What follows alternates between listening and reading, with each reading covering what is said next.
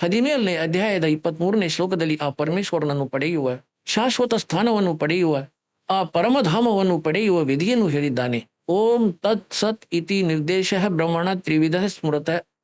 ಆ ಸಚ್ಚಿದಾನಂದ ಘನಬ್ರಹ್ಮನನ್ನು ಪಡೆಯುವ ಈ 3 ಮಂತ್ರದ ಜಪದ ನಿರ್ದೇಶನವಿದೆ, ಫೈನಲ್ ನಿರ್ಣಯವಿದೆ, ನಥಿಂಗ್ ಎಲ್ಸ್. ಈಗ ಗೀತೆ ಜ್ಞಾನದಾತನಂತೂ ತನ್ನ ಮಂತ್ರ ಓಂ ಎಂದು ಸ್ಪಷ್ಟ ಮಾಡಿದ. ತತ್ ಮತ್ತು ಸತ್ ಇವು ಸಾಂಕೇತಿಕವಾಗಿವೆ. ಇವನು ತತ್ವದರ್ಶಿ ಸಂತನಿಗಾಗಿ ಬಿಟ್ಟು ಬಿಟ್ಟ. ಹಾಗಾಗಿ ತತ್ವದರ್ಶಿ ಸಂತ ಈ ರಾಮ್ಪಾಲ್ ದಾಸ ಸತ್ಯೋವಕಾಶ್ರಮ ಬರವಾಲ ಜಿಲ್ಲೆ ಹಿಸಾರದಲ್ಲಿದ್ದಾನೆ. ಇವನ ಬಳಿ ಆ ಕಂಪ್ಲೀಟ್ ಕೋರ್ಸ್ ಇದೆ. ತತ್ ಮತ್ತು ಸತ್ ಇವು ಸಾಂಕೇತಿಕವಾಗಿವೆ. ತತ್ ಇದು ಅಕ್ಷರ ಪುರುಷನ ಮಂತ್ರವಾಗಿದೆ, ಇದು ಬೇರೆ ಮಂತ್ರವಾಗಿದೆ. ತತ್ ಅಲ್ಲ, ಬೇರೆ ಮಂತ್ರವಾಗಿದೆ. ಮತ್ತು ಸತ್ ಇದು ಪರಮಕ್ಷರ ಬ್ರಹ್ಮನ ಮಂತ್ರವಾಗಿದೆ, ಜಪವಾಗಿದೆ, ಅದು ಬೇರೆ ಮಂತ್ರವಾಗಿದೆ. ಅದನ್ನು ಸಾರ ಶಬ್ದ, ಸಾರನಾಮವೆಂದು, ಆದಿನಾಮವೆಂದು ಕೂಡ ಹೇಳುತ್ತಾರೆ.